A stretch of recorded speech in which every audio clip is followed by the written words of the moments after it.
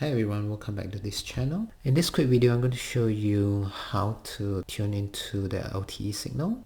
So depending on the local laws, so there are certain bands of frequency that has been assigned to LTE band. And you might want to check with the local authorities for that. And as far as I know, for this area that I'm in, we have a couple of channels of LTE working at about 800 meg. So I'm going to start from scratch. So let's get into it. First of all, let's go to mode and make sure that we are in signal analysis mode or spectrum analysis mode. So it's mode, spectrum analyzer. Then from there, as I mentioned, I know that there are some activities of LTE in 800 megahertz range. So we set the center frequency to 800 meg. Then we lower down the frequency span to about 100. So as you can see here, so there's some activities here that I know, and somewhere over here. So as you can see that the signal is quite close to a noise floor because these are over-the-air measurements. So we do recommend to turn on the preamp. So how to get there is to go to scales, preamp on, and this to protect the FieldFox. Once you turn on the preamp, the RF attenuation go to the max, which is 35 dB. Let's turn that to 0 because I know this over-the-air measurements is quite far away from the base station. So as you can see right now, we have some activities here, actually 3 channels here. So let's change the reference level. Don't really care about here first. Let's move the marker to 778. So we have it here, right in the middle of the channel here. So the next thing I do recommend to make sure that the signal is captured more consistently is to reduce the resolution bandwidth. So how do we get there? Is escape bandwidth. Let's lower it down to 30k. Okay, even at 30k you see that this hit and miss for this channel, but these 2 channels are more consistent. So the next thing I want to do, I want to move this channel right into the middle of the screen. How do we do that? Is go to marker tools, marker to center. So you can actually focus more on this area. So then we change the frequency span to a bit lower. As you can see right now we have 3 channels. Then with that we can actually lower down the resolution bandwidth further so they can capture the signal much better. We can go down to another 2 factor, and then we change the reference level so that it's above the line. So the next thing I want to show you what we can do with FieldFox to make the signal more stable is to go to sweep. Then we change the acquisition time, sweep acquisition. So from here, once you click that, let's change to something higher.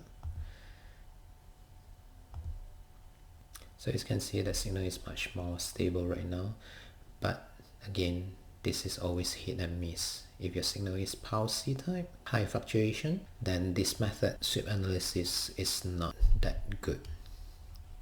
Okay, let's turn it down back. So what you're going to do with the LTE signal that you're seeing right now, there are a few parameters that normally operator will test just to make sure that when they deploy a base station, things are within the specs that they are allowed. For example, the occupancy bandwidth and also the channel power.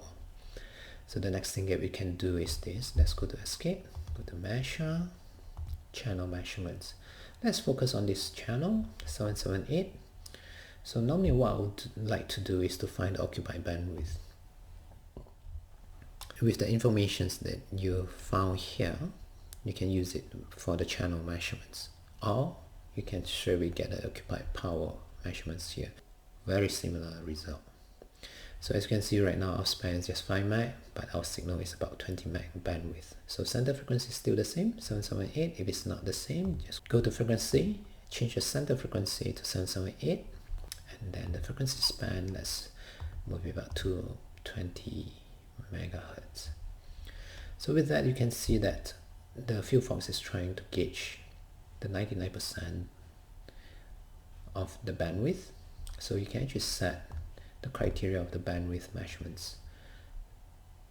So it's over here, and also You can actually lower it further for the resolution bandwidth so that you can get more consistent power measurements. So as you can see right now, the occupied bandwidth is 18.2 meg for this LTE channel, and the power is -58. So with this information, 18.2, we can do a channel power measurements also. So you go to measure, channel measurements, channel power. Integrated bandwidth is where you're going to measure. So because right now the maximum span is 3 meg. First of all, we have to enlarge it to 20 meg. So that the integrated, if you can see these two small dotted lines, the power within these two lines are being measured on the average power. So that's why you see that it's not really correct. So what we're going to do is we go to measurement setup, change the integration bandwidth to 18.2. That's what we have gotten just now. And it's very similar, -58 dBm. And this power spectral density is just per hertz measurement of this bandwidth. And of course, if you're interested, we do have also this spectrum emission mass, SEM.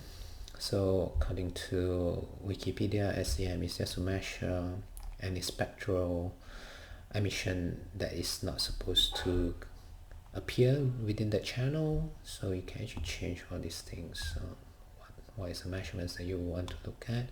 So this is actually the absolute power according to 3GBP, and you can change the offset, and you can also change the reference channel. So practically you can do quite a lot of things with this FieldFox, even for LTE signal. So just to recap, first of all, let's go back to this one. So to measure a LTE signal, first of all, go to the frequency band and then set the frequency, center frequency to the local allocated band for LTE.